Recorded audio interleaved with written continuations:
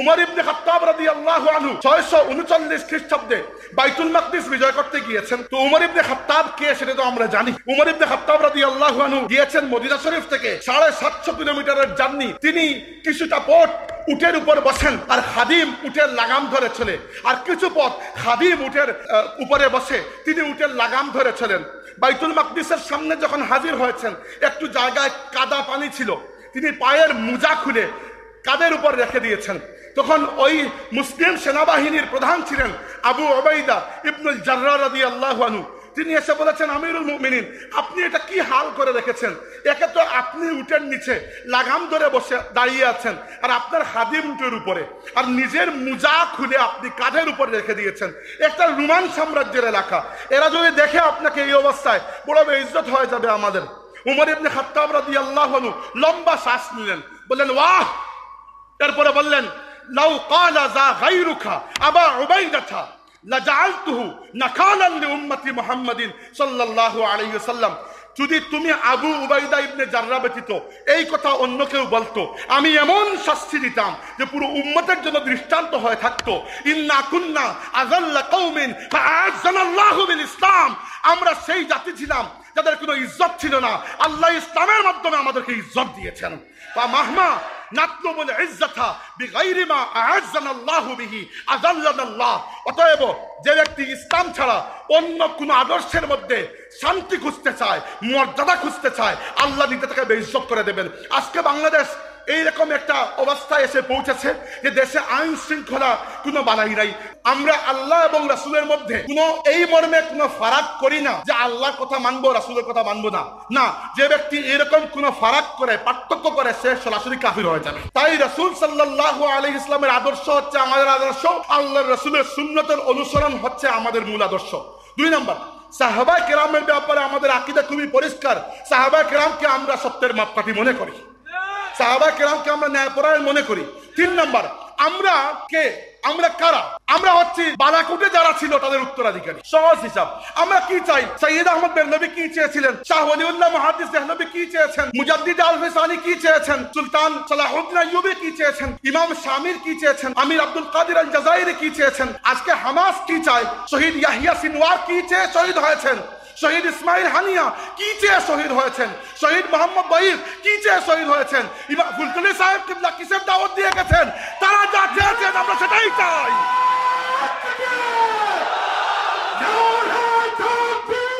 ফুলতুলি সাহেব রহমতুল্লাহি আলাইহি শত শত মসজিদ মাদ্রাসা খানেকা তৈরি করে গিয়েছেন। এই মসজিদ মাদ্রাসার এবং খানেকাগুলা, এগুলো আল্লাহর দ্বীনের এক একটা দুর্গ হিসাবে কাজ করে। এগুলো থেকে মানুষ তৈরি হয়, এই মানুষগুলো যেখানে যায় সেখানে ইসলামের নূর ছড়িয়ে দেয়। এটা আমাদের তাই এই ভূমি এত সহজে পরিবর্তন হবে না। এই ভূমির রন্ধ্রে রন্ধ্রে সেকুলারিজম, কমিউনিজম, ক্যাপিটালিজম, এই ইজম ওই ইজম, বিভিন্ন বাদ বিবাদকে ঢুকিয়ে দেওয়া হয়েছে। কিন্তু আমরা মনে রাখতে হবে যে আমরা আল্লাহর হাবিবের অনুসরণে যদি কাজ করি, এক সময় ইনশাআল্লাহ এই বাংলাদেশের অবস্থা পরিবর্তন হবে। ফুলতুলি সাহেব রহমতুল্লাহি আলাইহি যখন সূচনা করেছেন তখন তো পরিস্থিতি এতটুকু ভালো ছিল না। আমরা এর থেকে পরিস্থিতি এখন ভালো পাচ্ছি। আপনাদের মনে আছে গত বছর 2-1 আগে সম্ভবত ফুলতলিতে ইসলে সব মাহফিলে বড় সাহেব বলেছিলেন যে যারা মানুষের বাচ্চাকে বানরের বাচ্চা বানাতে চায় অচিরেই তাদের লেজ খসে পড়বে এবং তারা পার্শ্ববর্তী জঙ্গলে আশ্রয় নেবে, বলেছিলেন না? আপনি একবার চিন্তা করে দেখুন এই পরিস্থিতি যে এত দ্রুত পরিবর্তন হবে। যারা আমাদের সন্তানদেরকে বানরের সন্তান বানাতে চেয়েছিল, যারা আমাদের শিক্ষা ব্যবস্থার মধ্যে ডারউইনের মতবাদকে ইন্ট্রোডিউস করতে চেয়েছিল, যারা আমাদের শিক্ষা ব্যবস্থাকে নষ্ট করে সেখানে সমকামিতা এবং ট্রান্সজেন্ডারিজমের ফিতনাকে প্রবেশ করাতে চেয়েছিল, আজকে বাংলাদেশে তারা একটা ঘৃণিত নামে পরিণত হয়েছে। আমরা হচ্ছে আহলে সুন্নাত ওয়াল জামাতের মানুষ, আমরা হচ্ছে শহীদানে বালাকোটের মানুষ, এদের উত্তরাধিকারী। ফুলতলি কাফেলা, এই কাফেলার শেকড় অনেক মজবুত। শাহজালাল রহমতুল্লাহি আলাইহির তরবারির উত্তরসূরি আমরা, সৈয়দ আহমদ বেরলভী রহমতুল্লাহি আলাইহির বালাকোট সংগ্রামের উত্তরাধিকার আমরা হোসাইন রাদিয়াল্লাহু আনহুর শাহাদাতকে বুকের মধ্যে অনুপ্রেরণা হিসেবে জায়গা দিয়েছি। আমরা সাহাবায়ে কেরামের পথ, মত, আদর্শ, আকীদাকে গ্রহণ করি এবং আমাদের ভবিষ্যৎ কর্মপদ্ধতি যদি দেখতে চান আল্লাহর রাসূলের সাহাবায়ে কেরামের আদর্শের মধ্যে আমাদের আদর্শকে আপনারা খুঁজে পাবেন ইনশাআল্লাহ। এই ভারতীয় উপমহাদেশে ইসলাম এসেছিল অনেক আগে, সাহাবায়ে কেরামের ঠিক পরেই উমাইয়া শাসন আমলে মুহাম্মদ ইবনে কাসিমের নেতৃত্বে উপমহাদেশে 710 খ্রিস্টাব্দে বিজয় অভিযান হয়েছিল, কিন্তু ওটা খুবই ক্ষণস্থায়ী একটা অভিযান ছিল। বর্তমান পাকিস্তানের মুলতান বা ওই ধরনের কিছু এলাকা বিজয় হয়েছিল, পরে আবার সেই এলাকা হিন্দুরা দখল করে নিয়েছে বলা যায়। ভারতীয় উপমহাদেশে মুসলমানদের সবচেয়ে শক্তিশালী যে পিরিয়ড শুরু হয়েছে সেটা 1200 শতাব্দী থেকে, এবং সেটা শুরু হয়েছে খাজা মঈনুদ্দিন চিশতি আজমিরি রহমতুল্লাহি আলাইহির সময় থেকে। খাজা মঈনুদ্দিন চিশতি আজমিরি রহমতুল্লাহি আলাইহি যখন ভারতীয় উপমহাদেশে ইসলামের দাওয়াত দিচ্ছিলেন, তখন ভারতের হিন্দুত্ববাদী রাজারা তাকে সহযোগিতা তো করা দূরের কথা, তার বিরুদ্ধে প্রচন্ড একটা প্রতিক্রিয়া ব্যক্ত করেছিল। এর ফলে তিনি আল্লাহর কাছে দোয়া করেছিলেন যেন আল্লাহ তাবারাকা ওয়া তাআলা এমন কাউকে পাঠিয়ে দেন যার মাধ্যমে ভারতীয় উপমহাদেশের মুসলমানরা, যে নমুসলিম যারা খাজা মঈনুদ্দিন চিশতি রহমতুল্লাহি আলাইহির হাতে ইসলাম কবুল করছে, তারা যেন রক্ষা পায়। আল্লাহ রাব্বুল আলামিন পাঠিয়ে দিলেন আফগানিস্তানের শাসক সুলতান শাহাবুদ্দিন মোহাম্মদ গৌরী রহমতুল্লাহি আলাইহিকে। তরাইনের যুদ্ধে তিনি তৎকালীন রাজা পৃথ্বীরাজকে পরাজিত করে তিনি ভারতীয় উপমহাদেশে মুসলমানদের জন্য একটা সলিড গ্রাউন্ড তৈরি করে দিয়েছিলেন। এরপরে ভারতীয় উপমহাদেশে ইসলামের একটা জয় জয়কার চলেছিল আলহামদুলিল্লাহ দীর্ঘদিন। তো এর মধ্যে আমাদের আজকের আলোচনার বিষয় হচ্ছে যে আজকের যুগে আমরা এসে যে পর্যায়ে পৌঁছেছি, সেই পর্যায়ের যদি আমরা জায়েজা করতে চাই, যদি আমরা আজকের যুগের ভারতীয় উপমহাদেশের মুসলমান এবং বিশেষ করে বাংলাদেশি মুসলমানদের অবস্থা নিয়ে যদি আমরা একটু চিন্তা করতে চাই যে আমাদের সামনে সবচেয়ে বড় চ্যালেঞ্জ আসলে কোনগুলা। আল্লাহ তাবারাকা ওয়া তাআলা কুরআন শরীফে একটা ফিতনার কথা বলেছেন, যেই ফিতনা ভারতীয় উপমহাদেশের মুসলমানদের জন্য আজকে নয়, বহু আগ থেকে অনেক বড় একটা ফিতনা হয়ে আছে। সেটা হচ্ছে আল্লাহ বলেছেন ইন্নাল্লাযীনা ইয়াকফুরুনা বিল্লাহি ওয়া রুসুলিহি ওয়া ইউরিদুনা আন ইউফাররিকু বাইনাল্লাহি ওয়া রুসুলিহি ওয়া ইয়াকুলুনা নু'মিনু বিবা'দিন ওয়া নাকফুরু বিবা'দ উলাইকা হুমুল কাফিরুনা হাক্কা। আল্লাহ বলেছেন যে কিছু মানুষ আছে যারা আল্লাহ এবং রাসূলের উপর কুফর করে, আল্লাহ এবং রাসূলকে স্বীকার করে না, বিশ্বাস করে না। এরপরে আল্লাহ এবং রাসূলের মধ্যে তাফরিক বা পার্থক্য করতে চায়। আল্লাহ এবং রাসূলের মধ্যে পার্থক্য কি আসলে? দুনিয়াতে পৃথিবীর ইতিহাসে এমনকি ইসলামের ইতিহাসে এমন অনেক সময় গেছে, পৃথিবীতে অনেক মানুষ ছিল যারা শুধু আল্লাহকে মানত, রাসূল সাল্লাল্লাহু আলাইহি ওয়াসাল্লামকে তারা মানতে চাইতো না। উদাহরণস্বরূপ এরকম প্রথম জাতি হচ্ছে মদিনার ইহুদিরা। মদিনার ইহুদিরা রাসূল সাল্লাল্লাহু আলাইহি ওয়াসাল্লাম এবং মুসলমানদেরকে বলতো যে তোমরা আল্লাহ মানো, আমরাও তো আল্লাহ মানি, তোমরা আখিরাতকে মানো, আমরাও তো আখিরাত মানি, তোমরা তাহলে কেন আমাদেরকে কাফির বলো? আল্লাহ নিজে জবাব দিয়েছেন ওমিনান নাসি মান ইয়াকুলু আমান্না বিল্লাহি ওয়া বিল ইয়াউমিল আখিরি ওয়া মা হুম বিমুমিনিন। মানুষের মধ্যে কিছু মানুষ আছে যারা বলে আমরা আল্লাহর প্রতি এবং আখিরাতের প্রতি ঈমান এনেছি, কিন্তু এরা মুমিন নয়। কি জন্য? এরা রাসূল সাল্লাল্লাহু আলাইহি ওয়াসাল্লামকে মানতে চাইতো না। কারণ কি? রাসূলকে মানলেই রাসূলের সাথে শরীয়ত চলে আসে, রাসূলকে মানলে রাসূলের অনুসরণ করতে হয়, রাসূলকে মানলে রাসূলকে এমন ভাবে মানতে হয়। আল্লাহ বলেছেন ফালা ওয়া রাব্বিকা লা ইউমিনুনা হাত্তা ইউহাক্কিমুকা ফিমা শাজারা বাইনাহুম সুম্মা লা ইয়াজিদু ফি আনফুসিহিম হারাজাম মিম্মা কাদাইতা ওয়া ইউসাল্লিমু তাসলিমা। আল্লাহ বলেছেন হে আমার রাসূল, আপনার রবের কসম, কোন ব্যক্তি মুমিন হতে পারবে না যতক্ষণ না তারা তাদের প্রত্যেকটা কাজের জন্য প্রত্যেকটা জায়গায় আপনাকে হাকিম মেনে না নেবে। 2 নম্বর, আপনি যে সিদ্ধান্ত নেবেন সেই সিদ্ধান্ত ব্যাপারে মনের মধ্যে কোনো খচখচ মেহসুস করতে পারবে না, মন থেকে মেনে নিতে হবে। ওই ইউসাল্লিমু তাসলিমা। আর আপনি যে সিদ্ধান্ত নেবেন সেটা খুশি হয় স্বতঃস্ফূর্তভাবে মেনে নিতে হবে। যতক্ষণ আপনার উম্মতের মধ্যে কোনো ব্যক্তি এই পর্যায়ে পৌঁছবে না, তারা কখনো মুমিন হতে পারবে না। আর এই উম্মতের ইতিহাসে যতটা দল এবং গোষ্ঠী গুমরাহ হয়েছিল, একটাও আল্লাহ তাবারাকা ওয়া তাআলাকে অস্বীকার করে গুমরাহ হয় নাই। প্রত্যেকটা দল আল্লাহর রাসূলের শানে গুস্তাখি করে গুমরাহ হয়ে গিয়েছিল। খারেজি সম্প্রদায় বলুন যারা রাসূল সাল্লাল্লাহু আলাইহি ইসলামের শানে খারেজিদের আদি পুরুষ জুল কুয়াইসরা তামিমি বেয়াদবি করেছিল, সে আল্লাহর হাবিবের সামনে দাঁড়িয়ে বলেছিল, ইয়া মুহাম্মদ ইদিল ফাইন্নাকা লাম তা'দিল। সে বলেছিল, হে মুহাম্মদ ন্যায়পরায়ণ হো, কারণ তুমি অন্যায় করছিলে। নাউযুবিল্লাহ। আল্লাহর রাসূল বলেছেন যে এই মানুষের পরবর্তীতে এমন কিছু মানুষ আসবে যারা বাহ্যিকভাবে অনেক নামাজ রোজা করবে, কিন্তু ইয়ামরুকুনা মিনাদ দ্বীন কামা ইয়ামরুকু সাহমু মিনার রামিয়া, এরা ইসলাম থেকে এমন ভাবে বেরিয়ে যাবে যেভাবে তীর শিকারকে ভেদ করে বেরিয়ে যায়। এরপরে শিয়া সম্প্রদায়, শিয়ারা প্রথম দিকে আলী রাদিয়াল্লাহু আনহু, হুসাইন এবং হাসান রাদিয়াল্লাহু আনহুমাকে সমর্থন করত, তাদেরকে আমরাও সমর্থন করি। রাজনৈতিকভাবে তারা নিজেদেরকে শিয়ানে আলী বলতো, আলী রাদিয়াল্লাহু আনহুর দল, ঠিক আছে এতটুকু। কিন্তু আস্তে আস্তে শিয়ারা আকীদাগতভাবে এমন গুমরাহ হলো, তারা রাসূল সাল্লাল্লাহু আলাইহি সাল্লামের মাত্র কয়েকজন হাতে গোনা সাহাবা পরে বাকি সাহাবা কেরামকে অমান্য করতে, এদের অবাধ্য হতে এবং ধীরে ধীরে এদেরকে লানত করতে শুরু করে দিল। শিয়া সম্প্রদায়ের ইতিহাস খুঁজে দেখুন, সাহাবা কেরামের প্রতি বেয়াদবির ইতিহাস রয়েছে এদের। এরপরে ইসলামের ইতিহাসে আজ পর্যন্ত যে বাতিল ফিরকার ব্যাপারে পুরো মুসলিম উম্মার ঐক্যমত যে এরা কাফির হয়ে গেছে, সেই কাদিয়ানীরাও কখনো আল্লাহ তাবারাকা ওয়া তাআলাকে অস্বীকার করে নাই, এরা আল্লাহর রাসূলকে অস্বীকার করে নাই, রাসূলুল্লাহর একটা সিফতকে অস্বীকার করেছে। আল্লাহর নবীকে তারা নবী মেনেছে, কিন্তু খাতামান নবিয়্যিন মানে নাই, এজন্য উম্মতের ঐক্যমতে এরা কাফির হয়ে গেছে। এই হচ্ছে ফিতনার জড়, তাফরিক বাইনাল্লাহি ওয়া রাসূলি।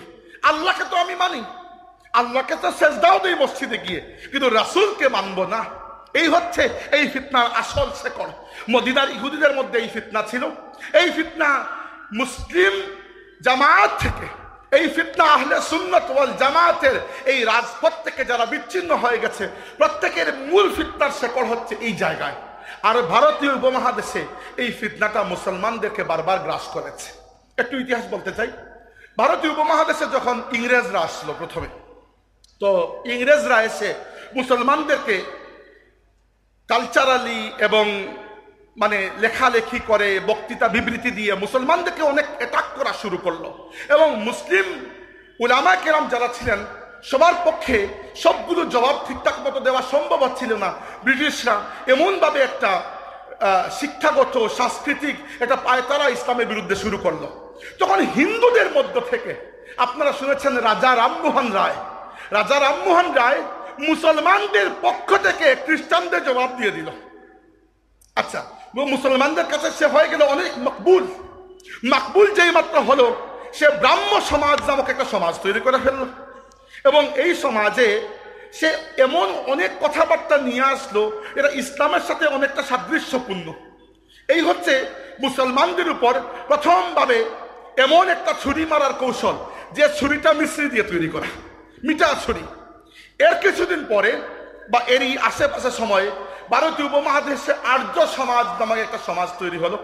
এই সমাজ তৈরি করলো দয়ানন্দ সরস্বতী, এক ব্যক্তি। সে প্রথম ব্যক্তি যে এই ধারণা দিল যে ভারতীয় উপমহাদেশ শুধু হিন্দুদের, এখান থেকে মুসলমানদেরকে বিতাড়িত করতে হবে। এরপরে আরেক ব্যক্তি আসলো, তার নাম হচ্ছে, আপনারা সবাই চিনেন, বঙ্কিমচন্দ্র চট্টোপাধ্যায়। ওই ব্যক্তি এসে প্রথমে হিন্দুত্ববাদের ধারণা দিল, যেটা বর্তমানে ভারতীয় উপমহাদেশের মধ্যে, বিশেষ করে ভারতবর্ষে বা ইন্ডিয়ায় বিজেপির এবং আরএসএস এর মূল রাজনৈতিক আদর্শ হিন্দুত্ববাদ। এটার মুর্শিদে আজম হচ্ছে বঙ্কিমচন্দ্র চট্টোপাধ্যায়। এরপরে আরএসএস তৈরি হলো, রাষ্ট্রীয় স্বয়ংসেবক সংঘ, এবং এরা যে পরিমাণ সংগঠিত এবং ভারতীয় রাজনীতিতে এরা যে পরিমাণ সক্রিয়, আজকে যে ভারতীয় হিন্দুত্ববাদের নয়নের মণি হয়ে নরেন্দ্র মোদী ভারতের ক্ষমতায় বসেছে, এখানে নরেন্দ্র মোদীর কৃতিত্ব খুবই কম। এখানে মূল ফিল্ড তৈরি করে দিয়েছে আরএসএস, রাষ্ট্রীয় সমাজসেবক সংঘ। ভারতে প্রত্যেকটা হিন্দুত্ববাদী সংগঠনের মূল শেকড় বুনিয়াদ ওই আরএসএস এর আদর্শের উপরই টিকে আছে। এবার এই যে রাজা রামমোহন রায়, এই যে আর্য সমাজ, এই যে ব্রাহ্ম সমাজ, এই যে দয়ানন্দ সরস্বতী, এরা মুসলমানদের বিরুদ্ধে ভারতীয়দেরকে আস্তে আস্তে একাট্টা করতে শুরু করলো। যে হিন্দুরা দীর্ঘ শতাব্দী মুসলমানদের অধীনে কখনো ছিলেন, কখনো মুসলমানদের সাথে একটা শান্তিপূর্ণ সহাবস্থানে ছিলেন। এই হিন্দুত্ববাদের ধারণা এদেরকে মুসলমানদের বিরুদ্ধে নিয়ে গেল। আর এই যে অবস্থা শুরু হলো মুসলমানদের বিরুদ্ধে, এটা শুধু হিন্দুদের মধ্যে শুরু হয় নাই, এরও আগে ভারতে একজন মুসলিম শাসকের পক্ষ থেকে এটা শুরু হয়েছিল। তার নাম ছিল মুঘল সম্রাট আকবর। মুঘল সম্রাট আকবরকে তৎকালীন যুগের দুই আলিম বুঝিয়েছিল এটা যে রাসূল সাল্লাল্লাহু আলাইহি ওয়াসাল্লাম দুনিয়া থেকে বিদায় নেওয়ার 1000 বছর হয়ে গেছে, অতএব আল্লাহর রাসূলের শরীয়তের দিন শেষ হয়ে গেছে। তারা বলেছিল রাসূল সাল্লাল্লাহু আলাইহি ওয়াসাল্লামের নবুয়ত নাউজুবিল্লাহ শেষ হয়ে গেছে। এখন পরবর্তী শতাব্দী এসেছে, আল্লাহর রাসূলের পরে 1 সহস্রাব্দ, আলফে আউয়াল। আলফে আউয়াল মানে 1 সহস্রাব্দ, 1000 বছর চলে গেছে। এখন দ্বিতীয় সহস্রাব্দ আলফে সানি শুরু হয়েছে। তো আলফে সানির জন্য হে আকবর, আপনাকে নতুন একটা ব্যবস্থা করতে হবে। তো এই সকল আলিম নামক জাহিলদের পরামর্শে আকবর হিন্দু, মুসলিম, বৌদ্ধ, খ্রিস্টান সবার ধর্মকে মিলিয়ে দ্বীন-এ ইলাহি নামক একটা নতুন ধর্ম তৈরি করেছিল। এই ধর্ম কি? এই ধর্ম হচ্ছে এক্স্যাক্টলি মদিনার ইহুদিদের আকীদা। অর্থাৎ আমরা আল্লাহকে মানবো, রাসূলকে মানবো না। কারণ আল্লাহকে যদি কেউ মানে, তো আল্লাহকে রহিম বলুক আর রাম বলুক, কি পার্থক্য? খালি তো আল্লাহকে মানতেছেন। রাসূলকে যদি কেউ না মানে, সাথে তো আর শরীয়ত আসে না। রাসূলকে যদি কেউ না মানে, কুরআন শরীফকে নিজের ইচ্ছা মতো বিকৃত করা যায়। পৃথিবীতে বর্তমানে একটা আন্দোলন চলছে, মুভমেন্ট, প্রগ্রেসিভ ইসলাম। এরা আল্লাহর রাসূলের সম্পূর্ণ আদর্শকে, সুন্নতকে, আল্লাহর রাসূলের যে শখসিয়ত আমাদের সামনে আছে রাসূলুল্লাহ হিসাবে, এটাকে সম্পূর্ণ অস্বীকার করে। তারা বলে রাসূল সাল্লাল্লাহু আলাইহি ওয়াসাল্লাম একজন নাউজুবিল্লাহ বার্তাবাহক ছিলেন, বার্তা দিয়ে চলে গেছেন, তাকে নিজেকে অনুসরণ করার কোনো দরকার নাই। এজন্য কোরআন শরীফকে নিজের ইচ্ছা মতো ব্যাখ্যা করে এবং সালাত শব্দের অর্থকে তারা শাব্দিকভাবে গ্রহণ করে। এজন্য এরা বিশেষ নামাজ টামাজ পড়ে না, কারণ কোরআন শরীফে তো এক্স্যাক্টলি কিভাবে নামাজ পড়া লাগবে এটা আল্লাহ বলে দেন নাই। এইভাবে এই যে ফিতনাগুলো, তো আকবর হচ্ছে উপমহাদেশে মুসলিমদের মধ্যে এটার জনক। আকবর তৈরি করেছিল দ্বীন-এ ইলাহি। তো মুসলমানদের মধ্যে তখন দ্বীন-এ ইলাহির ব্যাপারে এটা প্রচন্ড প্রতিক্রিয়া দেখা দিল। এই প্রতিক্রিয়া দেখা দিলে কি হবে? আকবরের মতো সম্রাটের বিরুদ্ধে তো আর সবাই লড়ার সাহস নেই। আল্লাহ রাব্বুল আলামিন ওই সময় দুনিয়াতে পাঠালেন এমন এক মুজাদ্দিদকে, এমন এক রুহানি শক্তি সম্পন্ন পুরুষকে, যার মাধ্যমে আল্লাহ তাবারাকা ওয়া তাআলা আকবরের দ্বীন-এ ইলাহিকে দুনিয়া থেকে মিটিয়ে দিয়েছেন। তিনি হচ্ছেন শাইখ আহমদ সিরহিন্দি রাহমাতুল্লাহি আলাইহি, যাকে আমরা মুজাদ্দিদ আলফে সানি নামে চিনি। শাইখ আহমদ সিরহিন্দি মুজাদ্দিদ আলফে সানি রাহমাতুল্লাহি আলাইহি আল্লাহর রাসূল সাল্লাল্লাহু আলাইহি সাল্লামের সুন্নতকে ভারতীয় উপমহাদেশে জিন্দা করেছেন। তিনি একজন মুজাদ্দিদ। তিনি আকবরের দ্বীন-এ ইলাহির বিরুদ্ধে লড়াই করেছেন, কলমের জিহাদ করেছেন, তিনি বয়ান বক্তৃতার জিহাদ করেছেন, ইসলামী দাওয়াতে মেহনত করেছেন, তাসাউফের খানকায় বসেছেন, মানুষকে তালিম তরবিয়ত দিয়েছেন। এবং ভারতীয় উপমহাদেশে তার যে খেদমত, অনন্য খেদমত, এই এক ব্যক্তির রুহানিয়তের কাছে আকবরের দ্বীন-এ ইলাহি দুনিয়া থেকে মুছে গেছে একবারে। এজন্য আল্লামা ইকবাল বলেছেন, হাজির হুয়া মে শেখ মুজাদ্দিদ কি লাহাদ पर वो खाक के है जेर फलक मतलाए अनवार, उस खाक में पोशीदा है वो साहिब असरार, गर्दन न झुकी जिसकी जहांगीर के आगे, जिसकी नफस से गरम से है गर्मी अहरार, वो हिंद में सरमाया मिल्लत का निगहबान, अल्लाह ने बर वक्त किया जिसको खबरदार। ইকবাল বলেছেন যে আল্লাহ রাব্বুল আলামিন এমন সময় মুজাদ্দিদ আলফে সানিকে ভারতীয় উপমহাদেশের মুসলমানদের মূল যে পুঁজি আছে সেই পুঁজির জিম্মাদার বানিয়েছেন যখন সবচেয়ে বেশি দরকার ছিল। আর ভারতীয় উপমহাদেশের মুসলমান বলুন আর দুনিয়ার ইতিহাসের যে কোনো মুসলমান বলুন, এই মিল্লাতে ইসলামিয়ার মূল পুঁজি হচ্ছে আল্লাহর হাবিবের সাথে সম্পর্ক। এই সম্পর্ক ব্যতীত এই উম্মতের কোনো অস্তিত্ব নাই।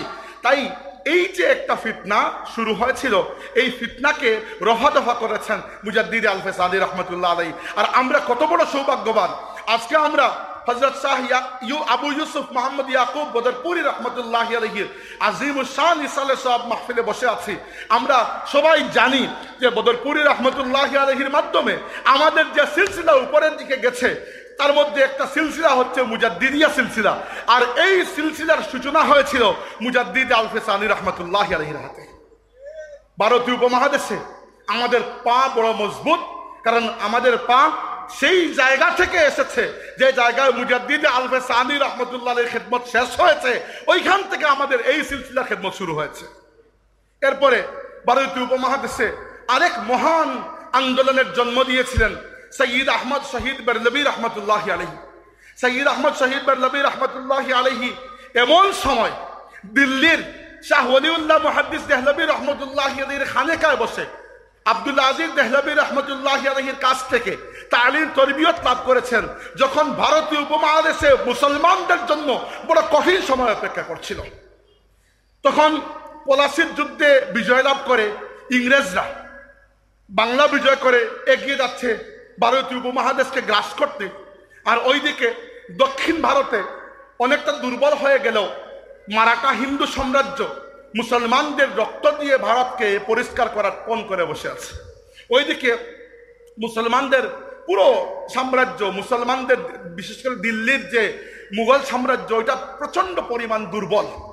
এছাড়া পাঞ্জাবের দিকে সবচেয়ে বড় সৈয়দ আহমদ বেরলভী রহমতুল্লাহ আলাইহি চিন্তা করেছিলেন যে মুসলমানদেরকে এখন যদি আমি জিহাদের রাস্তায় নিয়ে আসতে হয়, ভারতীয় উপমহাদেশকে মুসলিম উম্মতের যে একটা জিওগ্রাফিক্যাল লোকেশন আছে এর সাথে এক করতে হবে। তিনি চিন্তা করেছিলেন মরক্কো থেকে শুরু হয়ে আরব বিশ্ব হয়ে, ইরান হয়ে, আফগানিস্তান হয়ে বর্তমান পাকিস্তানের উত্তর দিক পর্যন্ত পুরো মুসলিম এরিয়া। এরপরে এসেছে পাঞ্জাব এরিয়া, যেখানে শিখ সম্প্রদায়ের মানুষ বেশি। তাই তিনি এই জায়গাকে তার শেকড় বানাতে চেয়েছেন যে এই জায়গা থেকে যদি আমি বিজয় করে নেই, এখানে আমি আমার দুর্গ বানিয়ে এখান থেকে আমি ইংরেজদের প্রতিরোধ করব, ইংরেজদেরকে মোকাবেলা করব।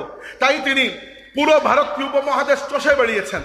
এবং আশ্চর্যের বিষয়, আমি আগে জানতাম না, সৈয়দ আহমদ বেরলভী রহমতুল্লাহ আলাইহি 1821 সালে হজে যাওয়ার আগে 1820 সালে কলকাতায় এসেছেন এবং 10,000 বাঙালি উলামা সৈয়দ আহমদ বেরলভীর হাতে বায়াত দিয়েছেন। তখন মানে আজকে যদি এসে কেউ বলেন আমরা সৈয়দ আহমদ বেরলভী রহমতুল্লাহ আলাইহিকে মানি না, কিংবা কেউ যদি সৈয়দ আহমদ বেরলভী রহমতুল্লাহ আলাইহিকে অন্য কোনো ট্যাগ দিয়ে সরাতে চান, এই বাংলার জমিনে আসাম বলেন, উড়িষ্যা বলেন, পশ্চিমবঙ্গ বলেন, বর্তমান বাংলাদেশ বলেন, এই বৃহত্তর এরিয়ায় কোনো একটা ইসলামী আন্দোলন পাওয়া যাবে না যার মধ্যে সৈয়দ আহমদ বেরলভী রহমতুল্লাহ আলাইহি আসর ছিল না।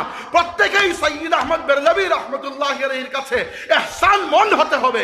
আল্লাহর বান্দা সারা ভারতবর্ষ চষে বেরিয়েছেন, উত্তর ভারত থেকে গিয়েছেন দক্ষিণে, ওইখান থেকে বর্তমান পাকিস্তানের এরিয়া পুরোটা ঘুরে, বর্তমান আফগানিস্তান ঘুরে তিনি এসে নওশের হয়ে পেশোয়ার পর্যন্ত পৌঁছেছেন। পুরো ভারতবর্ষ ঘুরে ঘুরে মুজাহিদ মুরিদিন মুহিব্বিন তৈরি করেছেন, তালিম তরবিয়ত দিয়েছেন। তার হাতে গড়ে উঠেছেন কারামত আলী জৌনপুরি, তার হাতে গড়ে উঠেছেন নূর মোহাম্মদ নিজামপুরি, তার হাতে গড়ে উঠেছেন সৈয়দ মীর নিসার আলী তিতুমির, তিনি বাসের কেল্লা গড়ে তুলেছিলেন ইংরেজদের বিরুদ্ধে। 1831 সালের 6 মে সৈয়দ আহমদ বেরলভী রহমতুল্লাহ আলাইহি বর্তমান পাকিস্তানের বালাকোট এরিয়ায় শিখ রাজা শের সিং এর পুত্র রঞ্জিত সিং এর বিরুদ্ধে জিহাদরত অবস্থায় শাহাদত বরণ করেছেন। ওই শাহাদত আমাদেরকে স্মরণ করিয়ে দে কারবালায় ইমাম হাসান রাদিয়াল্লাহু আনহু শাহাদতের কথা। ইমাম হোসাইন যেভাবে শাহাদত বরণ করেছেন, নানার দিনকে ভুলণ্ঠিত হতে দেন নাই, সৈয়দ আহমদ বেরলভী সেভাবে শাহাদত বরণ করেছেন। না তিনি আহলে সুন্নাত ওয়াল জামাতকে ভুলণ্ঠিত হতে দিয়েছেন, না ভারতীয় উপমহাদেশে মুসলমানদের আকীদা বিশ্বাস, মুসলমানদের অস্তিত্বকে কোনো খাতরার মুখে পড়তে দিয়েছেন। সৈয়দ আহমদ বেরলভী রহমতুল্লাহ আলাইহি শাহাদত এই উপমহাদেশে মুসলমানদেরকে কিয়ামত পর্যন্ত জন্য জিন্দা করে দিয়েছে।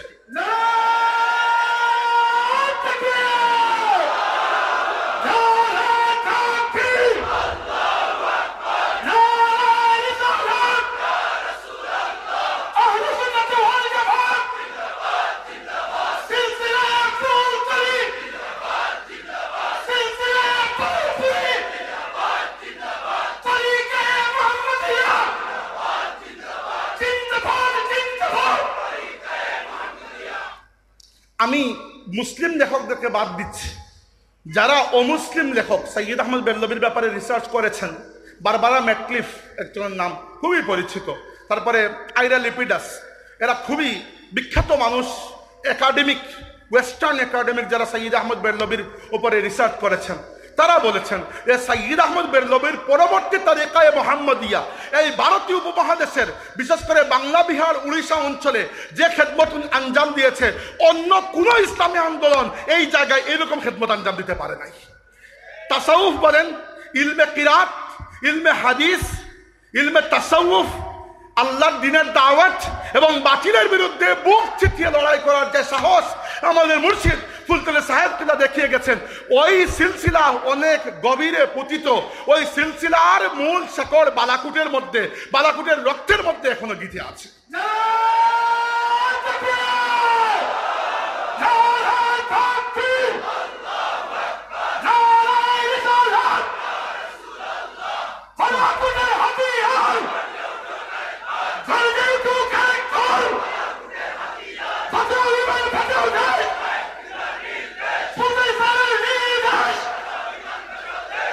ইতিহাস বলা শেষ করলাম, এখন আসি বর্তমানে। বক্তব্য অর্ধেক শেষ। এখন বর্তমানে ওই যে ফিতনার কথা আমি বলছিলাম, তাফরিক বাইনাল্লাহি ওয়া রাসূলিহি, আল্লাহ এবং আল্লাহর রাসূলদের মধ্যে পার্থক্য করা। যে আল্লাহকে আমি মানি, আল্লাহকে তো আমি অস্বীকার করছি না, কিন্তু রাসূলকে মানলে যেহেতু রাসূলকে অনুসরণ করতে হবে। রাসূলকে মানলে শুধু এটা মানতে পারবেন না যে তার নাম ছিল মোহাম্মদ, বাবার নাম আব্দুল্লাহ, দাদার নাম আব্দুল মুত্তালিব, এই ইনফরমেশন থাকাই যথেষ্ট নয়। আপনি রাসূলকে আল্লাহর রাসূল মানতে হবে, অনুসরণ করতে হবে।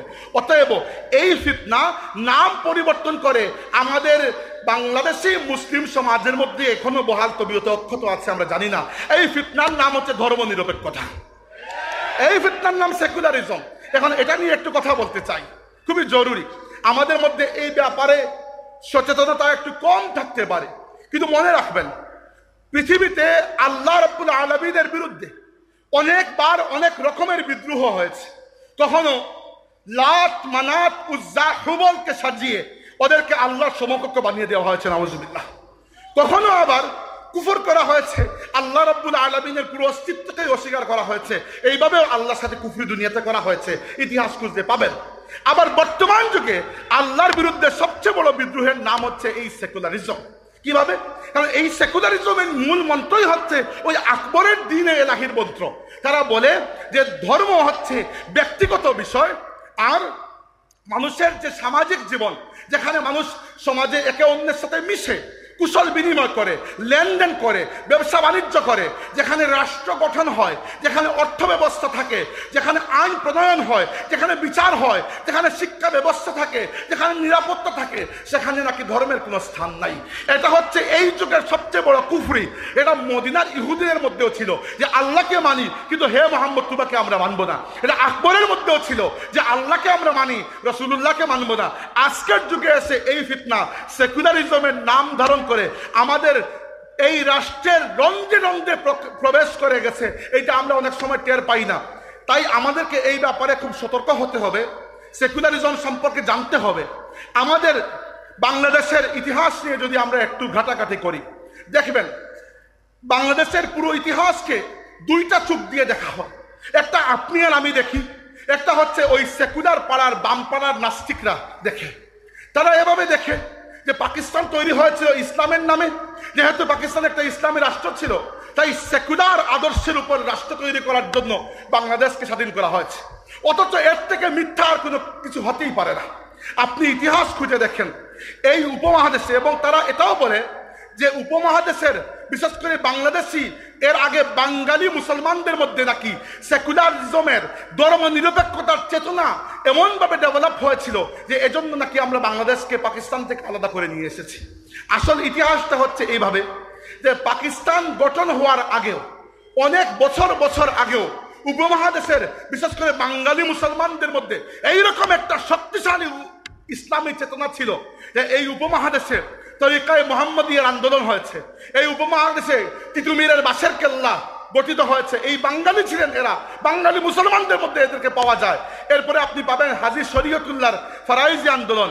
তারপরে 1906 সালে ঢাকায় বাঙালি মুসলিম নেতারা মুসলিম লীগ গঠন করেছিলেন। 1947 সালে যখন পাকিস্তান গঠন হয়েছিল, সবচেয়ে বেশি অবদান ছিল বাঙালি মুসলিম নেতাদের। এরপরে যখন দেখা গেল যে পাকিস্তান সেই রকম কোনো ইসলামী রাষ্ট্র হতে পারছে না যে ইসলামী রাষ্ট্রের স্বপ্ন আমাদের নেতারা দেখেছিলেন। যে ইসলামী রাষ্ট্র আল্লাহর রাসূল এবং সাহাবায়ে কেরামের আদর্শে পরিচালিত হওয়ার কথা ছিল, পাকিস্তান সেই রকম রাষ্ট্র হতে পারে নাই, একটা বৈষম্যমূলক জুলুমবাজ রাষ্ট্র হয়ে গেছে। তখন বাংলাদেশের মানুষেরা পাকিস্তানের বিরুদ্ধে যুদ্ধ করে বাংলাদেশকে আলাদা করেছেন। তাই বাংলাদেশকে পাকিস্তান থেকে আমরা এজন্য আলাদা হই নাই যে পাকিস্তান একটা ইসলামী রাষ্ট্র ছিল, এজন্য হয়েছে আলাদা যে ইসলামী রাষ্ট্রের স্বপ্ন বাঙালি মুসলমানরা দেখেছিল, পাকিস্তান সেই রকম রাষ্ট্র হতে পারে নাই। এরপরে আশ্চর্যজনক ভাবে যে আদর্শগুলো বাঙালি মুসলমানদের মধ্যে এমনকি বাঙালি হিন্দুদের মধ্যেও সম্ভবত কোনোদিনও ছিল না, সেই রকম আদর্শের উপর 1972 সালে আমাদের সংবিধান তৈরি করা হয়ে গেল।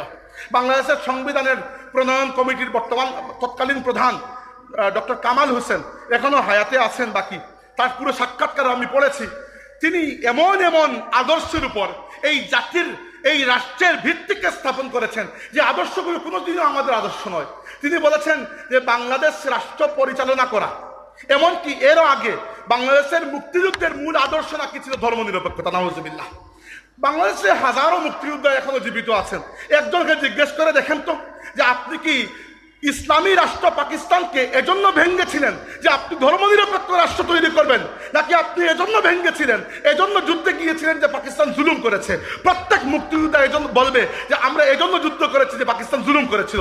ইসলামের বিরুদ্ধে কোনো যুদ্ধ কখনোই ছিল না, ওই যুদ্ধ ছিল জুলুমের বিরুদ্ধে। আচ্ছা, কিন্তু যখন সংবিধান লেখা হয়েছে, বলা হয়েছে যে ধর্মনিরপেক্ষতা সেকুলারিজমের আদর্শের উপর মুক্তিযুদ্ধ হয়েছিল, সমাজতন্ত্র কমিউনিজমের আদর্শের উপর নাকি মুক্তিযুদ্ধ হয়েছিল, এবং বাংলাদেশের রাষ্ট্র পরিচালনার মূলনীতির মধ্যে এই আদর্শগুলোকে ঢুকিয়ে দেওয়া হয়েছিল। এবং এই যে সেকুলারিজম বা ধর্মনিরপেক্ষতা, এই যে সোশ্যালিজম বা কমিউনিজম, এই যে সমাজতন্ত্র যেগুলো সারা দুনিয়াতে ফেল করেছে, এইগুলো এত বছর যাবৎ বাংলাদেশকে খাওয়ানো হয়েছে। ইসলামকে একটু পরিমাণ স্থান কেউ দেয় নাই। এই বাংলাদেশে আল্লাহর দিন, আল্লাহর রাসূলের সুন্নাত অনুযায়ী কখনো কিছু হয় নাই। 53 বছর সেকুলারিজম ধর্মনিরপেক্ষতা করে কি করেছেন? পুরো বাংলাদেশকে একটা চুরের রাষ্ট্র বানিয়ে দিয়েছেন।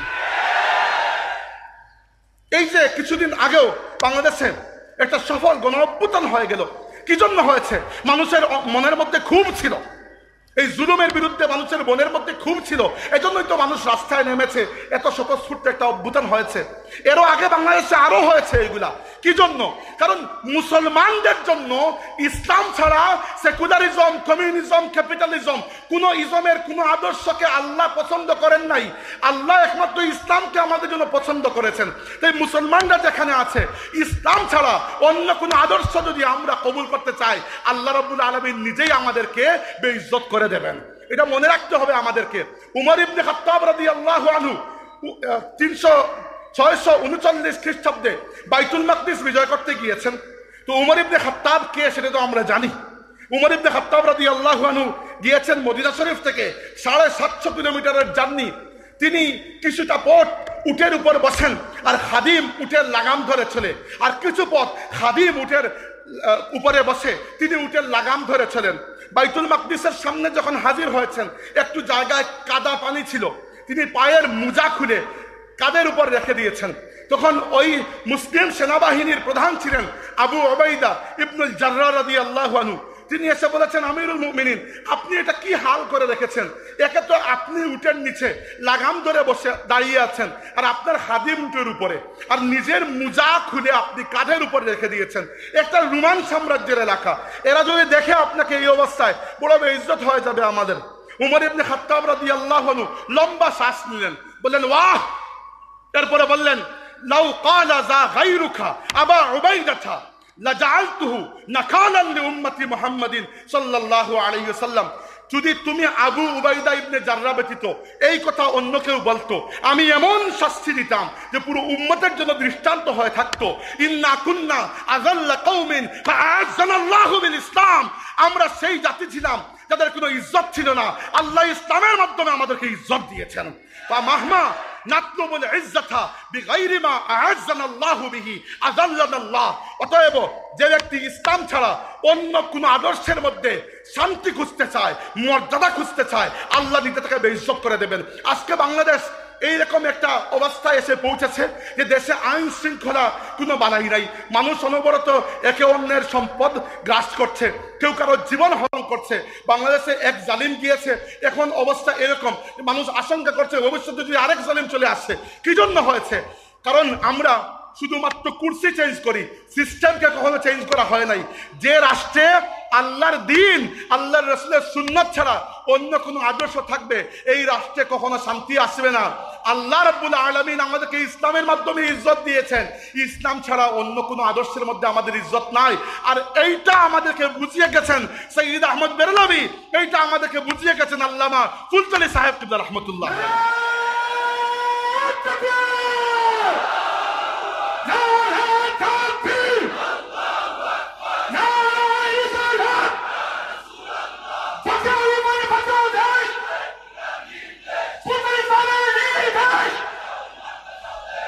তবে আলহামদুলিল্লাহ একটা খুশির খবর জানাতে চাই।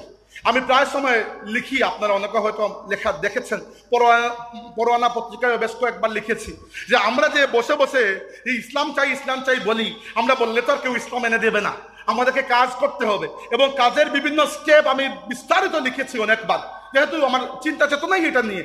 তো লেখার সময় বারবার একটা জিনিস আমি উল্লেখ করেছি যে মুসলিম তরুণ শিক্ষিত এবং চিন্তাশীল মানুষের জন্য একটা বুদ্ধিভিত্তিক প্ল্যাটফর্ম থাকা দরকার, যে বুদ্ধিভিত্তিক অরাজনৈতিক প্ল্যাটফর্ম থেকে আমরা কিছু কাজ করতে পারবো। এইরকম একটা প্ল্যাটফর্ম আমাদের আছে, এর নাম হচ্ছে বালাকোট চেতনা উজ্জীবন পরিষদ। এবং বালাকোট চেতনা উজ্জীবন পরিষদের পক্ষ থেকে আমরা সংবিধান সংস্কারের জন্য ডক্টর মোহাম্মদ ইউনূসের সরকার যে বাংলাদেশ সংবিধান সংস্কার কমিশন গঠন করেছিলেন, ওই কমিশনের মধ্যে আমরা 19টা প্রস্তাব এবং ওই প্রস্তাব সমূহের পেছনে প্রস্তাবের প্রেক্ষাপট উল্লেখ করে তাদের কাছে আমরা লিখে পাঠিয়েছি। এর উপর ঢাকায় মৌলানা আহমদ হাসান চৌধুরী সাহেবের আমন্ত্রণে আহ্বানে একটা সেমিনারও হয়েছে, ওই সেমিনারে সেটা প্রেজেন্টও করা হয়েছে। এবং এর পরে ওই কমিশন মাননীয় প্রধান উপদেষ্টার কাছে যে রিপোর্ট পেশ করেছে, সেই রিপোর্টে আমরা সেকুলারিজমকে আমাদের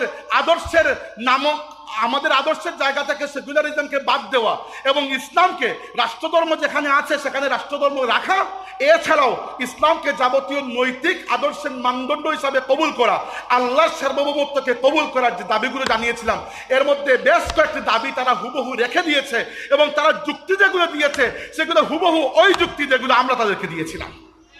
এটা আমাদের সাফল্য, এজন্য বড়াই করছি না, তাহদিসে নিয়ামতের জন্য বলছি।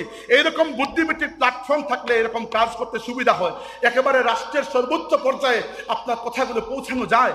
সম্মানিত হাজিরিন, এবার আসি যে এটা না বলার কোনো উপায় নাই যে এই অবস্থায় তো এই উম্মত বড় মুসিবতের মধ্যে আছে, পুরো উম্মত, আল্লাহ রাসূলের পুরো উম্মত বড় কষ্টের মধ্যে আছে। আমরা পৃথিবীর দিকে দেখে এই উম্মতকে মার খেতে দেখি, কি করবো আসলে? মনে রাখেন, ইমাম মালিক রাহমাতুল্লাহি আলাইহি বলেছেন, লা ইসলিহু আখিরু হাযিহিল উম্মতি ইল্লা মা সালাহা বিহি আউয়ালুহা। এই উম্মতের শেষ অংশের ইসলাহ সেইভাবেই হবে যেভাবে প্রথম অংশের হয়েছিল। এই উম্মতের প্রথম অংশ হচ্ছেন সাহাবায়ে কেরাম। অতএব কিছু করতে হলে সাহাবায়ে কেরামের আদর্শকে লালন করেই করতে হবে। এই ব্যাপারে কিন্তু কোনো কম্প্রোমাইজ নাই, এটা আকীদার প্রশ্ন। আমরা আহলে সুন্নাত ওয়াল জামাত, আর জামাত দ্বারা উদ্দেশ্য হচ্ছে সাহাবায়ে কেরামের জামাত। আমরা আল্লাহর রাসূলের সাহাবায়ে কেরামকে উদুল মনে করি, ন্যায় পরায়ণ মনে করি, সত্যের মাপকাঠি মনে করি, এবং সাহাবা বিদ্বেষী কোনো মানুষের সাথে এখনো আমরা আপোষ করি না। এটা আকীদার বিষয়, তাই পরিষ্কার করে বলে দেওয়া উচিত। এরপরে কে সাথে আসলো কে আসলো না পরের বিষয়, দেখা যাবে। কিন্তু আহলে সুন্নাত ওয়াল জামাত যদি নিজেকে বলতে চান, সাহাবায়ে কেরামের ব্যাপারে আনকম্প্রোমাইজিং পজিশনে আমাদেরকে থাকতে হবে। দেখেন, রাসূল সাল্লাল্লাহু আলাইহি ওয়াসাল্লামের সাহাবায়ে কেরাম আল্লাহর দ্বীনকে আল্লাহর জমিনে কিভাবে কায়েম করেছেন, এই আদর্শ যদি আমরা দেখি, এখান থেকে আমাদের শিকার আছে। আমি বলছি না হুট করেই আমরা সারা পৃথিবীকে ইসলামের ছায়া তুলে নিয়ে আসবো, কিন্তু সুসংবাদ গ্রহণ করুন। যে নবীর নামে আপনি কালিমা পড়ে মুসলমান হয়েছেন, সেই নবী সাল্লাল্লাহু আলাইহি ওয়াসাল্লাম সুসংবাদ দিয়েছেন, বলেছেন, লা ইয়াবকা আলা যাহরিল আরদি বাইতু মাদারিন ওয়ালা ওয়াবারিন ইল্লা আদখালাহুল্লাহু কালিমাতাল ইসলাম বিইজ্জি আজিজিন ওয়া যিল্লি জালিলিন। অর্থ হচ্ছে, আল্লাহ তাবারাকা ওয়া তাআলা এই পৃথিবীর প্রত্যেকটা ঘরে ঘরে ইসলামকে পৌঁছে দেবেন। এই পৃথিবীর প্রত্যেকটা ঘরে ঘরে এখনো ইসলাম পৌঁছে নাই। এইটা পৌঁছানোর দায়িত্ব আমাদের, এবং এই ক্ষেত্রে সেই আদর্শকেই গ্রহণ করতে হবে যে আদর্শকে রাসূল সাল্লাল্লাহু আলাইহি ওয়াসাল্লাম এবং সাহাবায়ে কেরাম গ্রহণ করেছেন। এর আগে আমাদের মাথাকে পরিষ্কার করতে হবে। আমি কিছু কথা যতক্ষণ বক্তৃতা দিলাম এর মধ্যে মূল যে পয়েন্টগুলো আবার বলতে চাই। প্রথমে, আমরা আল্লাহ এবং রাসূলের মধ্যে কোনো এই মর্মে কোনো ফারাক করি না যে আল্লাহর কথা মানবো, রাসূলের কথা মানবো না। না, যে ব্যক্তি এরকম কোনো ফারাক করে, পার্থক্য করে, সে সরাসরি কাফির হয়ে যাবে। তাই রাসূল সাল্লাল্লাহু আলাইহি ইসলামের আদর্শ হচ্ছে আমাদের আদর্শ, আল্লাহর রাসূলের সুন্নতের অনুসরণ হচ্ছে আমাদের মূল আদর্শ। 2 নম্বর, সাহাবায়ে কেরামের ব্যাপারে আমাদের আকীদা খুবই পরিষ্কার। সাহাবায়ে কেরামকে আমরা সত্যের মাপকাঠি মনে করি, সাহাবায়ে কেরামকে আমরা ন্যায়পরায়ণ মনে করি। 3 নম্বর, আমরা কে, আমরা কারা? আমরা হচ্ছি বালাকোটে যারা ছিল তাদের উত্তরাধিকারী। সহজ হিসাব, আমরা কি চাই? সৈয়দ আহমদ বেরলভী কি চেয়েছিলেন? শাহ ওলিউল্লাহ মুহাদ্দিস দেহলভী কি চেয়েছেন? মুজাদ্দিদ আল-ফিসানি কি চেয়েছেন? সুলতান সালাহুদ্দিন আইয়ুবী কি চেয়েছেন? ইমাম শামির কি চেয়েছেন? আমির আব্দুল কাদির আল জাযাইরি কি চেয়েছেন? আজকে হামাস কি চায়? শহীদ ইয়াহিয়া সিনওয়ার কি চেয়ে শহীদ হয়েছেন? শহীদ ইসমাইল হানিয়া কি চেয়ে শহীদ হয়েছেন? শহীদ মোহাম্মদ বহির কি চেয়ে শহীদ হয়েছেন? ইমাম ফুলতুলি সাহেব কিবলা কিসের দাওয়াত দিয়ে গেছেন? তারা যা চেয়েছেন আমরা সেটাই চাই।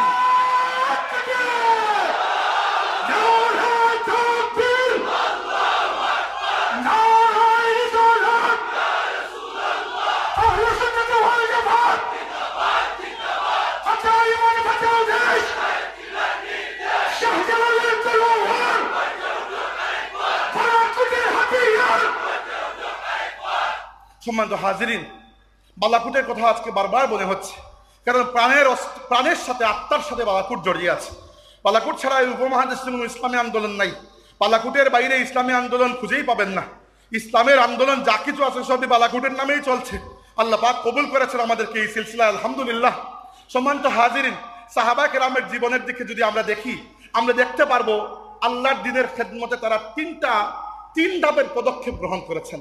একটার নাম হচ্ছে দাওয়াত, মানুষকে আল্লাহর দ্বীনের দাওয়াত দেওয়া। 2 নম্বর হচ্ছে ইআদাদ, অর্থাৎ আল্লাহর দ্বীনকে আল্লাহর জমিনে বিজয় করার জন্য নিজেদেরকে শক্ত করা, শক্তি সঞ্চয় করা, নিজেদেরকে মজবুত করা। আর 3 নম্বর, আল্লাহর রাসূলের জীবনের একটা বড় অংশ যে কাজে কেটেছে সেটা হচ্ছে জিহাদ ফি সাবিলিল্লাহ। এই পথ ছাড়া অন্য কোনো পথে এই উম্মতের বিশেষ কোনো মুক্তি আসবে না। মনে রাখেন, আজকে এই ফিলিস্তিনের কথাই ধরেন, আপনারা অনেকেই মনে করতে পারেন যে হামাসের চাইতে ইসরায়েল কত শক্তিশালী। ইসরায়েলের পেছনে ইসরায়েলের বাপ আমেরিকা আছে। হামাস কোন সাহসে হামলা করতে গেল? হামাস এজন্য হামলা করেছে কারণ এর আগে সৌদি আরবের সাথে 2 বছর ধরে ইসরায়েলের নেগোসিয়েশন চলছিল যে সৌদি আরব ইসরায়েলকে স্বীকৃতি দিয়ে দিবে রাষ্ট্র হিসাবে। এখন দেখেন, বাংলাদেশ যদি বাই চান্স, আল্লাহ মাফ করুক, যদি ইসরায়েলকে স্বীকৃতি দিয়েও দেয়, তেমন কিছু যায় আসে না। বাংলাদেশের তো সেরকম দুনিয়ার রাজনীতিতে এমন কোনো পজিশন নাই, কিন্তু মুসলিম বিশ্বে সৌদি আরবের তো একটা পজিশন আছে না? সৌদি আরব যদি ফিলিস্তিনকে বাদ দিয়ে ইসরায়েলকে একটা রাষ্ট্র হিসাবে স্বীকৃতি দিয়ে দেয়, তাহলে পরবর্তীতে মুসলমানদেরকে আবার ফিলিস্তিনের এই মাসলায় একত্রিত করাটা বড় কঠিন হয়ে যাবে। হামাসের এই যে 7 নভেম্বর 2024 সালের যে তাদের যে 2023 সালের 7 নভেম্বর তাদের যে তুফানে আকসা নামক যে অভিযান তারা করেছিল, এই একটি অভিযান, হ্যাঁ আমি জানি এর পরবর্তীতে প্রায় 47,000 মুসলমান শহীদ হয়ে গেছেন, ঠিক আছে, কিন্তু হামাসের এই একটি অভিযান সৌদি আরবের এই তলে তলে যে মুনাফিকি তারা করেছিল, এই মুনাফিকিকে এমনভাবে বন্ধ করে দিয়েছে যে এখন সৌদি আরব ওই ইহুদিদের সাথে, মোহাম্মদ বিন সালমান এই ইহুদিদের সাথে আঘাত করতে গেলে 10 বার চিন্তা করবে। ফিলিস্তিনের এই পুরো প্রশ্নকে হামাস জিন্দা রেখেছে। আপনি বলবেন যে হামাসদের জিন্দা রেখে কি হলো? হামাস তো নিজেই শাহাদত বরণ করছে। আচ্ছা, শাহাদত বরণ তো হুসাইন রাদিয়াল্লাহু আনহু করেছেন। আমাকে বলুন, ইয়াজিদ বিজয়ী হয়েছে না হুসাইন? আপনি বলবেন হুসাইন, কিন্তু শহীদ তো হয়েছেন হুসাইন, কিন্তু কোটি কোটি মুসলমানের হৃদয়ের মধ্যে হুসাইন জেগে আছেন, ইয়াজিদ মরে গেছে। একইভাবে আজকে দুনিয়াতে এত এত শক্তিশালী মুসলিম রাষ্ট্র, বসে বসে কোনো কাজ নাই, কেউ মুনাফিকি করছে, কেউ বসে তামাশা দেখছে, কেউ কুফারকে সহযোগিতা করে যাচ্ছে, কিন্তু আপনার হৃদয়ের মধ্যে আপনি হামাসের প্রতি যে মহব্বত লালন করেন, ফিলিস্তিনের গাজার মুসলমানদের প্রতি যে মহব্বত লালন করেন, আপনার হৃদয়কে জয় করার মাধ্যমে হামাস অলরেডি যুদ্ধে বিজয় হয়ে গেছে।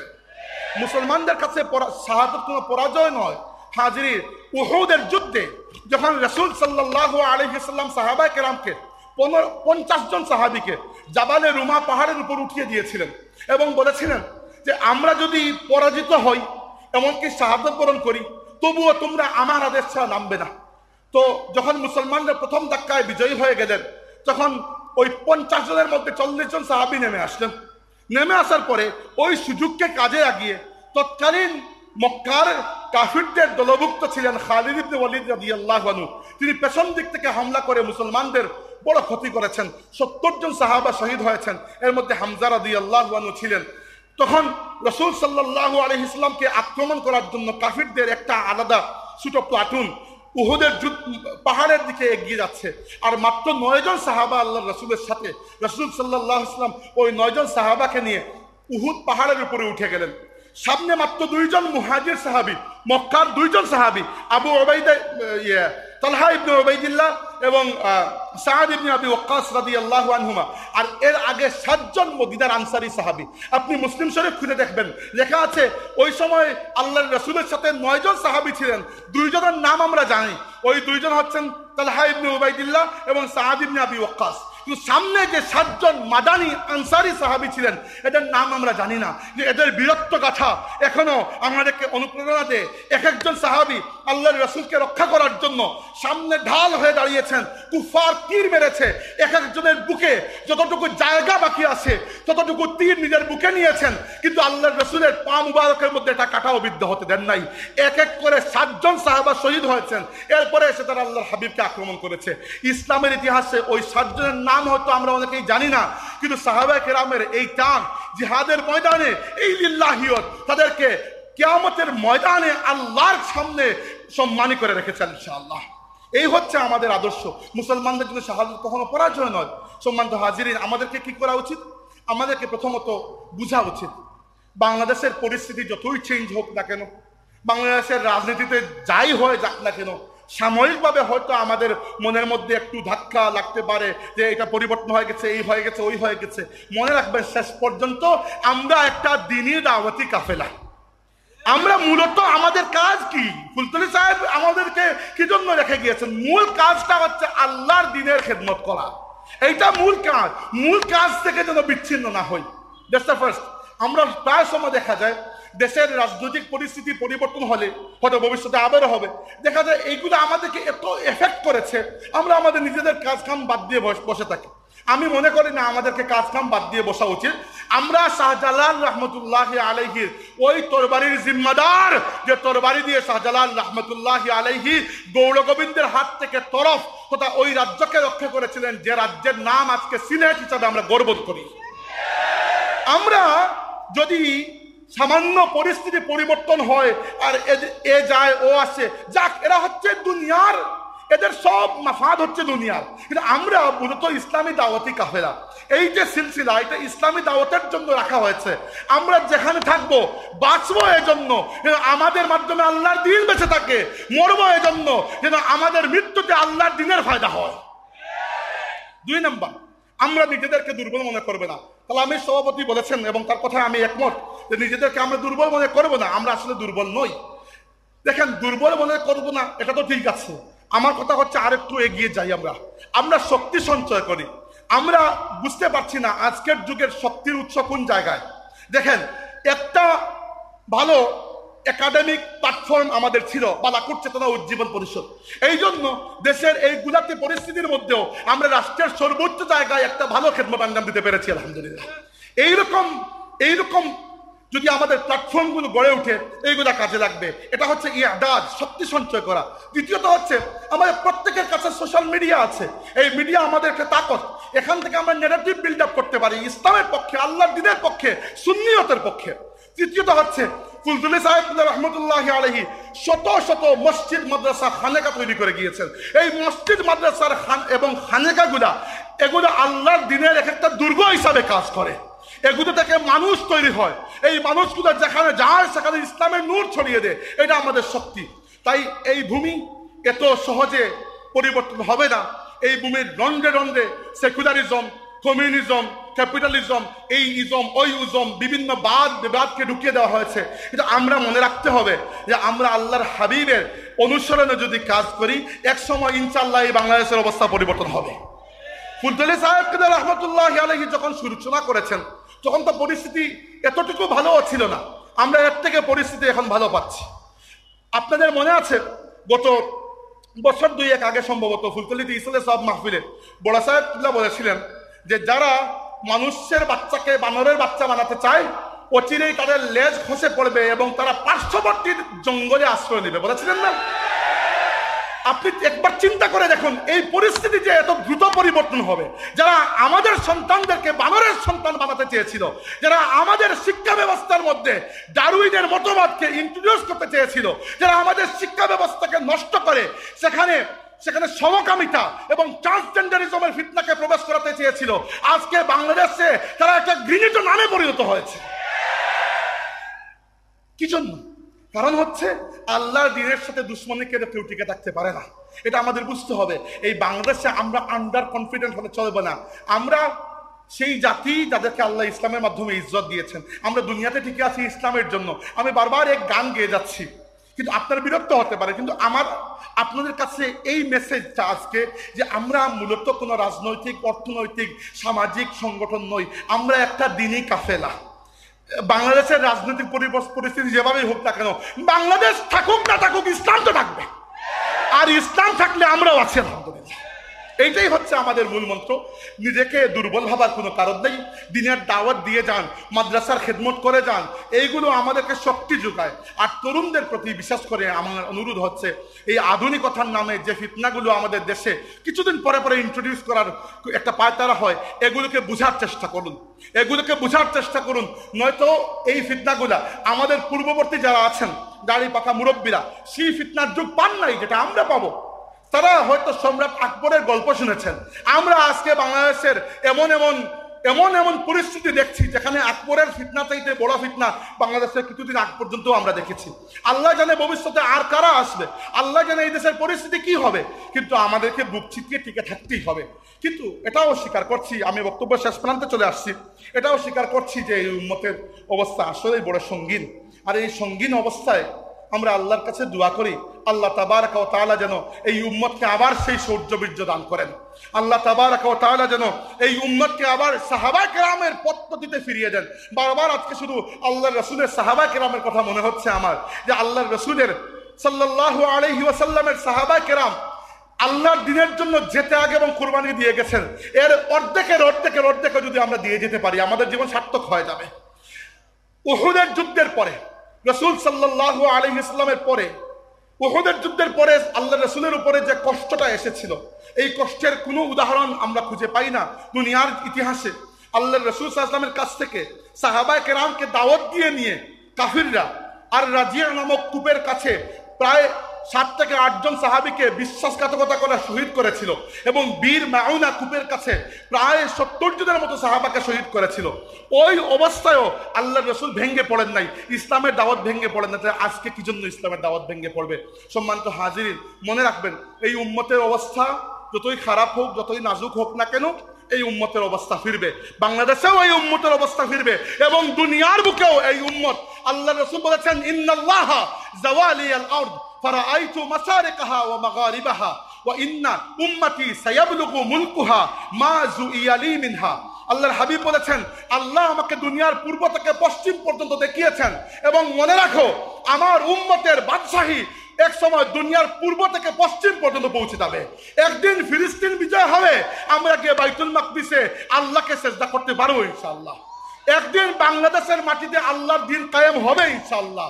একদিন বাংলাদেশের মাটিতে আল্লাহর কালিমার পতাকা উঠবে ইনশাআল্লাহ। এর জন্য কাজ করতে হবে সেই পদ্ধতিতে, যে পদ্ধতিতে সাহাবায়ে কেরাম কাজ করেছেন। কোনো ব্যক্তির বানানো তন্ত্রমন্ত্র দিয়ে কাজ করলে লাভ হবে না। আর দুনিয়াতে মুসলমানদের এই অবস্থায়, এই করুণ অবস্থায় আমার বারবার আজকে মনে পড়ছে আল্লামা ইকবালের সেই কথাগুলো। তিনি রাসূল সাল্লাল্লাহু আলাইহি ওয়াসাল্লামকে মুতাওয়াজ্জা করে বলেছিলেন, তিনি বলেছিলেন, বা খুদা দর পর্দা গোয়ম বাতো গোয়ম আশকার, ইয়া রাসূল আল্লাহ ও পিনহা তু पैदाए मन मुसलमान आ फकीरे कज कुला है रमीदा सीनाए ऊ सो जिया है दिलश दालद चरा नालद नदानद निगाहे या रसूल अल्लाह निगाहे निगाहे या रसूल अल्लाह निगाहे। ইকবাল বলেছেন, ইয়া রাসূল আল্লাহ, আল্লাহর সাথে তো গায়েবের পর্দার মধ্যে কথা বলি, আপনার সাথে সামনাসামনি কথা বলছি। ইয়া রাসূলুল্লাহ, আপনার উম্মতের অবস্থা বড় খারাপ আজকে। আমরাও ইকবালের ভাষায় বলি, ইয়া রাসূলুল্লাহ, ফিলিস্তিনের মুসলমানদের অবস্থা বড় খারাপ। ইয়া রাসূলুল্লাহ, ভারতীয় উপমহাদেশের মুসলমানরা তাদের বুকের হাড় ভেঙে গেছে, একবারে দুর্বল হয়ে পড়ে আছে। কাশ্মীরের মুসলমানরা মজলুম হয়ে আছে। চায়নার উইগুর মুসলমানরা বড় নির্যাতিত ইয়া রাসূলুল্লাহ। রোহিঙ্গা মুসলমানদের কান্নায় আসমান জমিন ভারী হয়ে যাচ্ছে। নিগাহে ইয়া রাসূলুল্লাহ, নিগাহে ইয়া রাসূলুল্লাহ, এই উম্মতের দিকে দয়ার নজর দিন। এই উম্মত দুনিয়াতে আপনার আদর্শকে লালন করে, আপনার আদর্শকে প্রচার এবং প্রতিষ্ঠার দায়িত্ব নিয়ে এসেছে। আজকে আপনি বদরের ময়দানে যেরকম বলেছিলেন, আল্লাহুম্মা ইন তুহলিক হাযিহিল আসাবাতিল ইয়াউম লান তু'বাদ ফিল আরদি আবাদা। আমরা এই 313 জন মানুষকে নিয়ে এসেছি, এরা আমার এতদিনের মেহনতের ফসল। আজকে যদি এরা ধ্বংস হয়ে যায়, দুনিয়াতে তোমাকে ডাকার মতো কেউ বাকি থাকবে না। আমরাও আজকে আল্লাহ রাসূলকে খবর দিচ্ছি এটা, ইয়া রাসূলুল্লাহ, এই দুনিয়াতে মুসলমানদের অবস্থা বড় সংকটাপন্ন। যদি আপনার নজরে করম আমাদের উপর না থাকে, এই দুনিয়াতে আপনার উম্মতের জন্য টিকে থাকা বড় মুশকিল হয়ে যাচ্ছে। আমরা আল্লাহর কাছে দোয়া চাই, আল্লাহ তাবারক ওয়া তাআলা যেন এই উম্মতের সেই শৌর্যবীর্যের দিনকে আবার ফিরিয়ে দেন। এবং বক্তব্য শেষ করার আগে সেই কথাও বলতে চাই যে আমাদের ভবিষ্যৎ কর্মপদ্ধতি নির্ধারিত হবে আল্লাহর রাসূলের সাহাবায়ে কেরামের আদর্শে। আল্লাহর রাসূলের সাহাবীদেরকে যারা কটূক্তি করে, রাসূলুল্লাহ সাল্লাল্লাহু আলাইহি ওয়াসাল্লামের সাহাবায়ে কেরামকে ছেড়ে যারা ইসলামকে কল্পনা করতে চায়, এদের সাথে আমাদের কোনো আপোষ হবে না। রাসূল সাল্লাল্লাহু আলাইহি ওয়াসাল্লামের জানবাজ সাহাবীদের অপরিসীম ত্যাগ এবং তিতিক্ষার ফলে এই দুনিয়াতে আমরা ইসলাম পেয়েছি। আল্লাহর রাসূলের সাহাবীরা ক্ষুধার জন্য কষ্ট করেছেন বলেই আমরা ইসলাম নিয়ে বড়াই করতে পারি। আল্লাহ রাসূলের সাহাবায়ে কেরাম মরুভূমির উত্তপ্ত গরমে নিজের হাড্ডি গলিয়েছেন বলে, তারা ঘোড়ায় চড়ে উত্তাল সাগর পাড়ি দিয়েছেন বলে, তারা নিজেদের তাজা রক্ত দিয়ে কাফিরদের তরবারিকে রঙিন করেছেন বলে আজকে আমরা মুসলমান হতে পেরেছি। এজন্য আমরা এই মাহফিল থেকে খুব স্পষ্ট করে নিজের পরিচয় দিচ্ছি, আমরা কারা। আমরা হচ্ছে আল্লাহর রাসূলের সাহাবায়ে কেরামের দলের মানুষ, আমরা হচ্ছে আহলে সুন্নাত ওয়াল জামাতের মানুষ, আমরা হচ্ছে শহীদানে বালাকোটের মানুষ, এদের উত্তরাধিকারী। ফুলতলি কাফেলা, এই কাফেলার শেকড় অনেক মজবুত। শাহজালাল রহমতুল্লাহ আলাইহির তরবারির উত্তরসূরি আমরা, সৈয়দ আহমদ বেরলভী রহমতুল্লাহ আলাইহির বালাকোট সংগ্রামের উত্তরাধিকার আমরা হোসেন রাদিয়াল্লাহু আনহুর শাহাদাতকে বুকের মধ্যে অনুপ্রেরণা হিসেবে জায়গা দিয়েছি। আমরা সাহাবায়ে কেরামের পথ, মত, আদর্শ, আকীদাকে গ্রহণ করি এবং আমাদের ভবিষ্যৎ কর্মপদ্ধতি যদি দেখতে চান, আল্লাহর রাসূলের সাহাবায়ে কেরামের আদর্শের মধ্যে আমাদের আদর্শকে আপনারা খুঁজে পাবেন ইনশাআল্লাহ। আল্লাহ পাক আমাদেরকে এই পথের উপর থাকার তৌফিক দিন এবং যখন মৃত্যু আসবে আমাদেরকে যেন এই মজবুত ঈমানের উপর আল্লাহ দুনিয়া থেকে বিদায় দেন। আমরা বলি আমিন। আকুলু কাওলি হাযা ওয়া আস্তাগফিরুল্লাহ লি ওয়া লাকুম ওয়া লিসাইরিল মুসলিমিন ফাস্তাগফিরুহু ইন্নাহু তাআলা হুয়াল গফুরুর রাহিম। اللهم آمين. الحمد لله رب العالمين والصلاة والسلام على سيد الأنبياء والمرسلين وعلى آله وصحبه أجمعين. اللهم إنا نسألك بأننا نشهد أنك أنت الله لا إله إلا أنت الأحد الصمد الذي لم يلد ولم يولد ولم يكن له كفوا أحد. الله হযরত বদরপুরি রহমতুল্লাহ আলাইহির আজিমুস শান এই সালে সব মাহফিলও আমরা হাজির হইছি। এই মাহফিলটা কি আমরা কেউরের হাতে খালি ফিরিয়ে দিও না আল্লাহ। আমরা জানি এই উম্মত বড় দুর্বল, তবুও এখানে জানি তোমার হাবিবুর উম্মতের গান গাইতে আমরা ভালো লাগে মওলা। আমরা জানি আমরা বড় দুর্বল অবস্থায়, বড় অসহায়, আমরা পাজরের হাড্ডি ভাঙ্গা, আমরা কোমরের হাড় মজবুত নাই, আমরা বুক তেজ নাই, সাহস নাই, বল নাই, ইমান নাই, কিচ্ছু নাই। কিন্তু আমরা তোমার হাবিবের উম্মত হিসাবে সকলেই পরিচয় দেই। এই পরিচয়ের ওসিলায় রে মাহবুব আমরা দুনিয়া আখিরাতে উজালা করো, আমরা এই উম্মতের লাগি কবুল করো, এই দিনের লাগি কবুল করো। আমরার মাধ্যমে এই জমিন ও তোমার দিন তুমি কায়েম করিয়া দাও রব্বে করিম। আমরা রে সাহাবা কেরামের আদর্শ আকীদার উপরে রাখিও, আমরা রে কোনো বদ আকীদার মানুষের সঙ্গী বানাইও না রব্বে করিম। তোমার কাছে ভিক্ষা চাই আর ফিলিস্তিনের গাজার মুসলমানের দিকে দয়ার নজর ফরমাও, লেবাননের মুসলমানের দিকে দয়ার নজর ফরমাও, কাশ্মীরের মুসলমানের দিকে দয়ার নজর ফরমাও, উইগুর মুসলমানের দিকে দয়ার নজর ফরমাও, রোহিঙ্গা মুসলমানের দিকে দয়ার নজর ফরমাও। আল্লাহ দুনিয়ার যে জায়গা তোমার হাবিবর মজলুম উম্মতে তোমার ডাকিরা মৌলা, তোমার হাবিবর ওসিলা তোমার হাবিবর মজলুম উম্মতের দিকে দয়ার নজর ফরমাও। আমরা তোমার দিনের ওয়াস্তে কবুল করো, আমরা তোমার দিনের ওয়াস্তে কবুল করো মৌলা। আল্লাহ এই মাহফিলটাকে আমরা কেউরের হাতে খালি ফিরাইয়া দিও না আল্লাহ। খাস করে আমরা বেমারি হলে শিফা দান করো মৌলা, আমরা বেমারি হলে শিফা দান করো, অভাবী হলে অভাবরে দূর করে দাও মৌলা। আল্লাহ যে মানুষ নেক আশা লইয়া এই মাহফিলে শরীক হইছেন, সাহায্য সহযোগিতা করছেন, প্রত্যেকের আশারে তুমি পূর্ণ করে দাও। বহুত মানুষ মুশকিলের মাঝে পড়িয়া দোয়া চান, আল্লাহ মুশকিলাতকে আসান করে দাও। যতদিন দুনিয়াত রাখো আল্লাহ তোমার গোলামি করার তৌফিক দিও, তোমার দিনের লাগি লড়াই করার তৌফিক দিও, তোমার দিনের গান গাইবার তৌফিক দিও, তোমার হাবিবের গান গাইবার তৌফিক দিও, ইসলামের বাণী প্রচার করার তৌফিক দিও।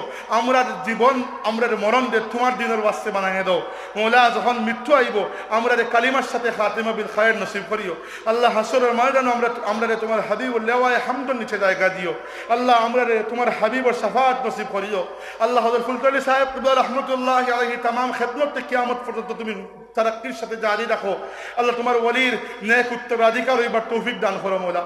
اللهم صل على سيدنا ونبينا محمد وعلى آله وأصحابه وبارك وسلم بفضل سبحان ربك رب العزة عما يصفون وسلام على المرسلين والحمد لله رب العالمين آمين. السلام عليكم.